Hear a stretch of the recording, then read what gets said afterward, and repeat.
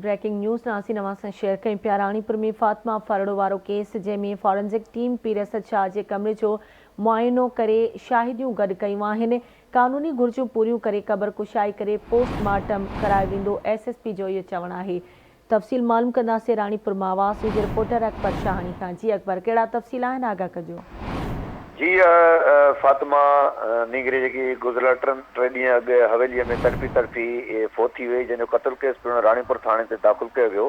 उन जे हवाले सां लाड़काणे खां आयल फ्रांसक टीम जेका आहे पीर असद शाह जे बंगले में जेको वाक़े वारे हंधि वारो कमिरो आहे उन जो मुआइनो कयो ऐं उन जी शाहिदियूं कठियूं कयूं इंक्वायरी टीम जे हवाले कयूं आहिनि। ॿिए पासे अव्हांखे ॿुधाईंदा हलूं त निंगरीअ जी क़बर कुशाई हिन वक़्तु न थी सघी आहे। खेरपुर सेशन कोर्ट हिकु लेटर जारी कल्ह कयो, जेको सिविल कोर्ट राणीपुर खे, जेको सिविल कोर्ट इहो मैटर सेशन कोर्ट नौशर फिरोज़ तरफ़ लिखियो आहे।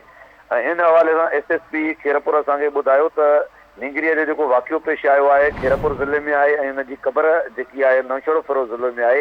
इन जे करे कानूनी मुशारा अची रहिया आहिनि ऐं असांजी टीम हिन वक़्तु सेशन कोर्ट खेरपुर रवानी थी वई आहे, जेकी पिणु जेको आहे सिविल जज कंडियारो खे इम्कान आहे त उहा मुक़ररु कंदी, जंहिंखां बाद क़बर कुशाई कई वेंदी।